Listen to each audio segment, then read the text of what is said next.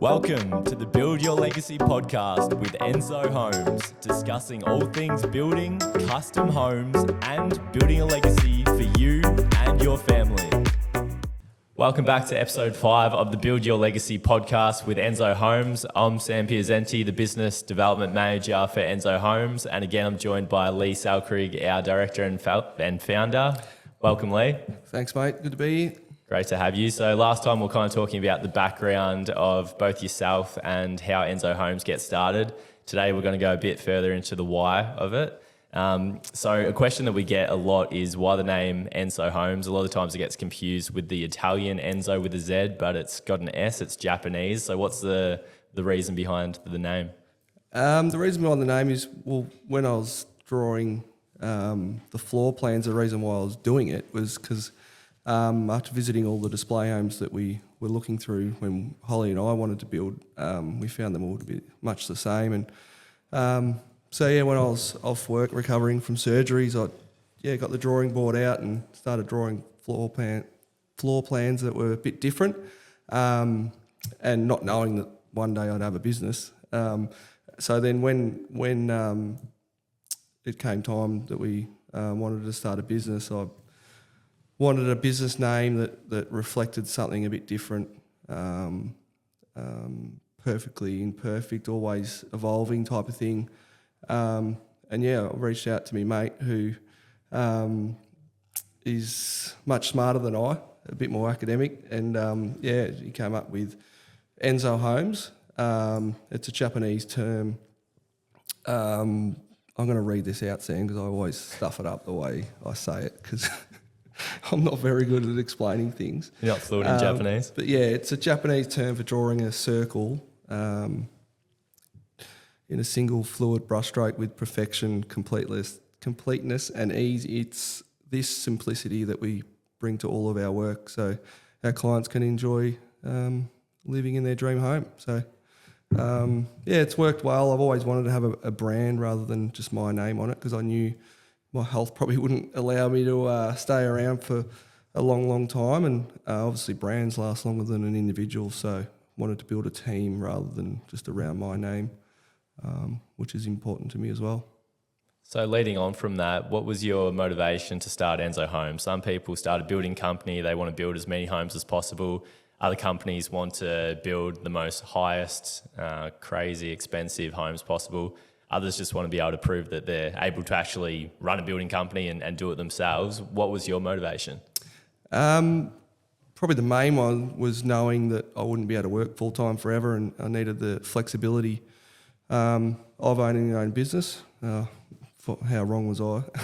But with not knowing how long I'd be able to work 40, 50 hours a week, I thought start a business and get a team around and set it up hopefully properly, and hopefully in time I can focus on my health when I need to and not have to be there as often as you would if you were an employee. So that was one of the main reasons. But I did always want to start my own business, just the type of personality I am. I didn't think it would get to where it is, to be honest. It's pretty remarkable really when I do think about how the hell did this happen type of thing. But it's something I'm proud of. But yeah, it is. It's big responsibility. Yeah. So did you want to start it because you've always been independent, or did you have mentors or family that ran their own businesses? I just felt that there was something different that we could offer the market. Like with, the volume builders do what they do, and they do it really, really well. They're really disciplined in not allowing changes to their floor plans, and completely understand why, and that's why their business model works. And when Holly and I went to build, we wanted to build it how we like to live. And we found it really hard to do that, other than going to an architect, which is really expensive, and then not only the fee to do it, but then when they start drawing, they draw things that look really, really good, and obviously that's really expensive as well to build. So I wanted to offer just something in between, where we're still using the standard building methods that a volume builder would use, and the materials with a few changes, and just allowing the flexibility and price the design on its merit, rather than either saying no or charging ridiculous amount to avoid people changing things. So we set the business up, the model up to do that, and it's difficult to execute, but if it was easy, everyone would be doing it. So, yeah. Yeah, absolutely. So we're building about 24 homes roughly a year at the moment, which is about 2 starts and 2 handovers per month. At one time, we were building almost double that. That change in volume, is that due to a change in motivations, or what spurred that? Yeah, obviously, when we started, had the philosophy in mind to offer custom and something a bit different. And then with COVID and the Morrison, I think it was called the Home Builder Grant, they had $750,000 house and land. If you were able to get house and land under that, then you got I think it was $25,000 grant. So that forced, obviously at the time, it was really hard. People weren't building because of the uncertainty in the market and the world. But once this Morrison grant came out, everyone just wanted to build all of a sudden. And it just forced everyone, because land around this area, particularly in Torquay and whatnot, was minimum 400, and all of a sudden the build is 350. Prices of everything's going up, so it sort of put us in a market we didn't want to be in, and we had to do it. And we're building houses that were unique and different for, I'm not going to say nothing, but with not much reward. I probably, looking back, maybe could have been a bit stricter with some things, and gone against our personality in the grading, wanting to give people what they want and how they want to live, because we believe in that. If you're going to build a house, you may as well, design it in how you want to move around your home and how you want to operate, where you want to dump your bags and your boots and your clothes and everything.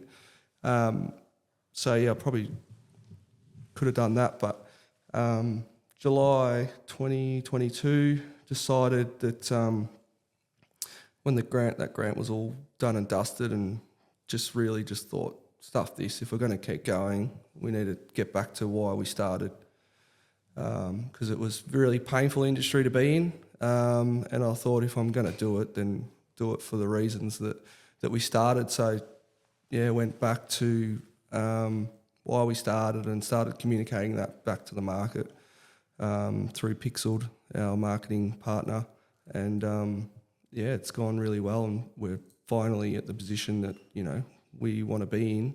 When we first started Enso Homes, probably another couple of years away from really reaching that with all our builds, but it's a transition. It's sustainable. Yep. So I guess business isn't linear either. It's been a bit of a roller coaster of a journey. You've had the highs and the excitement of starting a brand new company and then delivering clients with their dream homes. And last year, Enso Homes became the most awarded builder in Western Victoria, which was amazing. And then you have the flip side of that, where it's really challenging to start a company of any kind, and then you have to go through COVID, and then the challenges of building a strong internal and external team around you. Can you tell us a little bit about the experience of that roller coaster journey and the lessons that you've learned along the way? It's been difficult. I knew it was going to be hard, obviously. Probably underestimated how people can react to certain things. I always grew up on the belief you treat people how you want to be treated, and all of a sudden, when you try and do the right thing and then something doesn't go your way, that used to get to me a bit.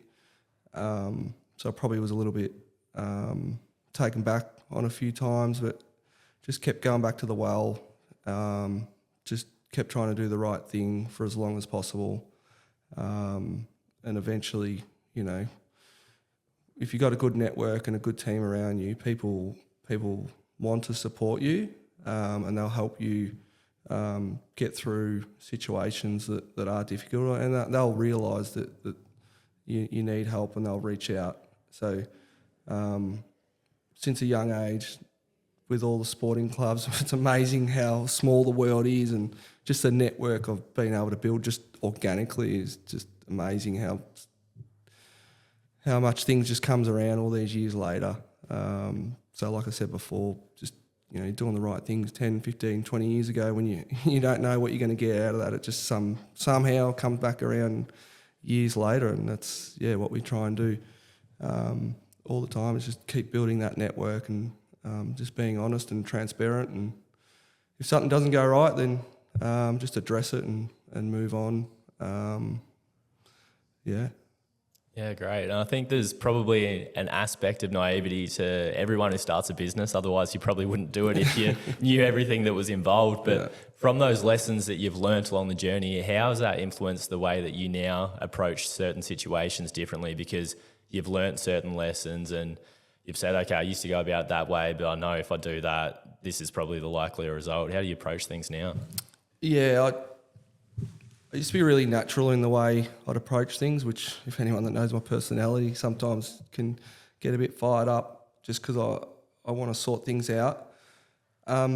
Unfortunately, these days you've got to pay a little bit of politics and really, you know, get all the information and sometimes, investigate things and then circle back and try and work out, you know, what went wrong and what didn't go wrong and whatnot. But just probably being a bit more thorough with and not trusting what you hear so much and really finding out for yourself, which is obviously takes a long time to investigate and whatnot. But I probably didn't do that so well in the early days. But I just don't enjoy doing that because you're going around, you know, you're not trusting who's telling you something, which is what I used to do, and take someone on face value and then just act on it. Whereas now, you know, you got to go around the back and ask someone else something, and then, you know, it turns out that lucky I did because I wasn't being told the truth or whatnot, because you just expect people to be honest. So, which I don't enjoy doing that, but I do it now just because in case I wasn't being told the truth. So I don't really enjoy that bit, but I've been stung too many times. So it's just what you got to do, unfortunately. Yeah, absolutely. I completely agree with that. I've been thinking about that lately myself, and it's just in our nature to be trusting and accept whatever we hear first on its face value, but often the situation's quite complex. There's multiple factors contributing to it, and the truth lies somewhere in the middle. So, I've definitely learned that one myself. Yeah. It's a great lesson to learn. So building throughout COVID was a real challenge. Building is just inherently challenging for clients. As much as we try and make it stress-free for them, it's one of the greatest emotional and financial investments that they make in their lives. So no matter how well it's kind of managed, there's always probably going to be some kind of stress there.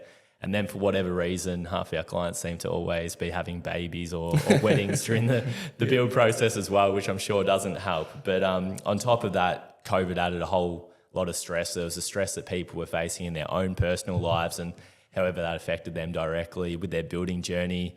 It was impacting material delivery, supply chains, factories were shutting down.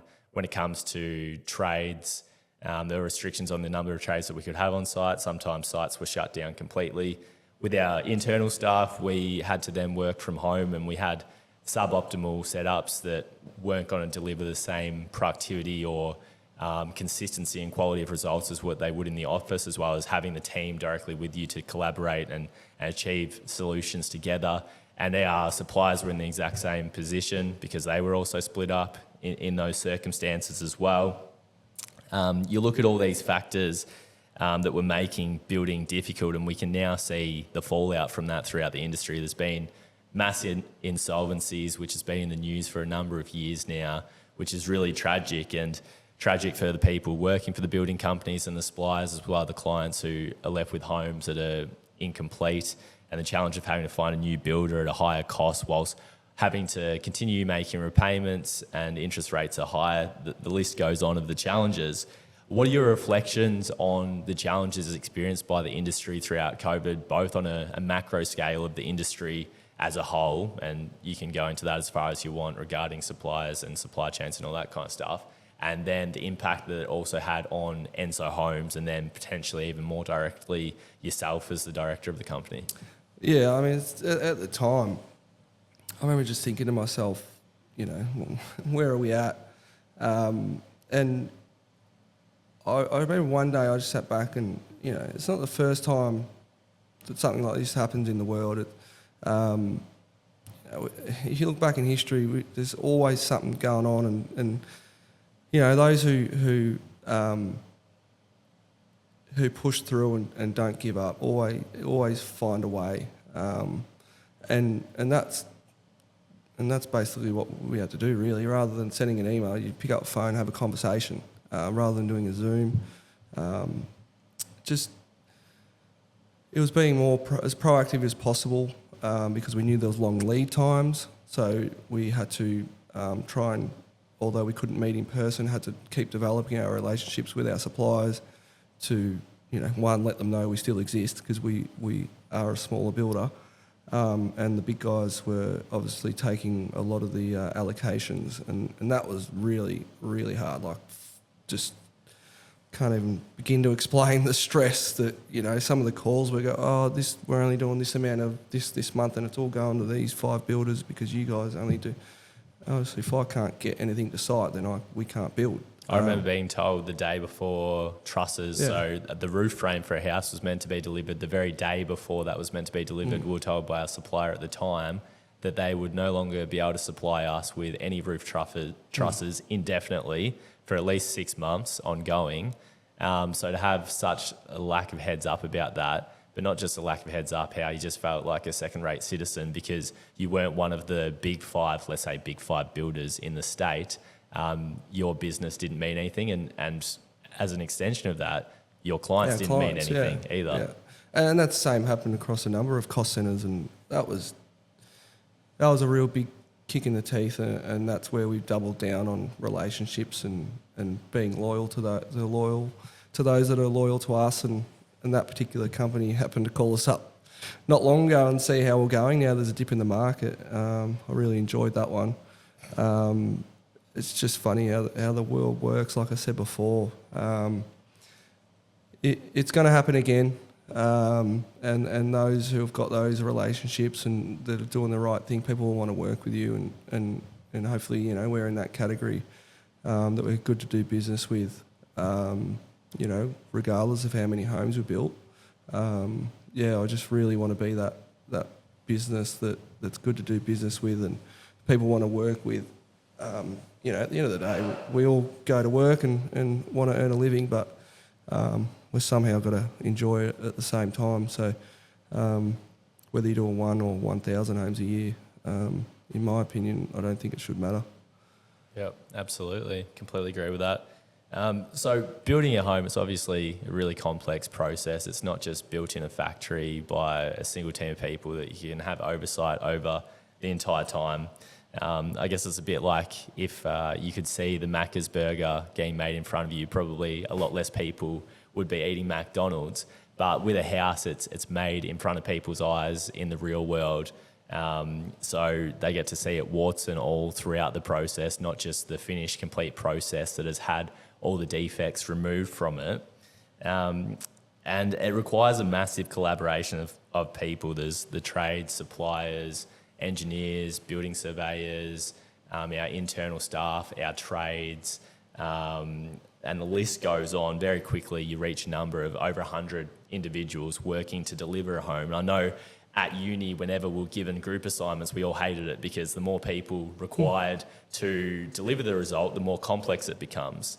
So with building a home and having to effectively manage over 100 people to achieve a common goal where you don't have complete control over them, you can't watch them 24/7. Naturally, human error is going to occur and communication breakdowns and the likes. What's your approach to managing that to ensure that we can all achieve the common goal of delivering our clients their dream homes?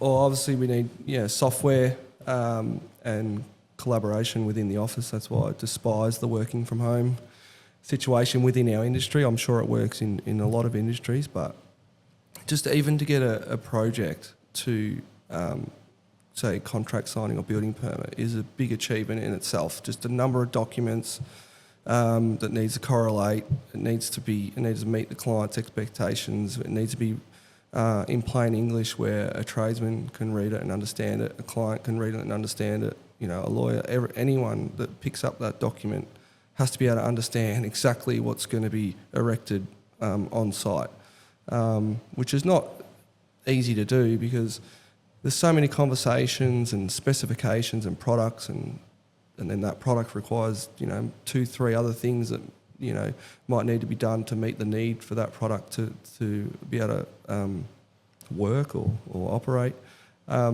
So, yeah, we need to, obviously the software system that talks to each other. When I say to each other, I mean each department, so estimating, drafting, administration, permits, construction, surveyor. Everyone needs to be accessible, you know, for people that are not in the office. They need to be make sure that they're looking at the documents that are current, because could be 20 different versions of each document before we get to the final one. And it's not that uncommon in construction that the person on site is not working off the latest thing. So version control is really important. And variations is difficult as well. Same thing, when there's variation, we need to make sure there's visibility on site and the client's across exactly what's happening. Yeah, absolutely. Well, that wraps up episode 5 of the Build Your Legacy podcast. Thanks again for joining us, Lee. No worries. Thanks for having me.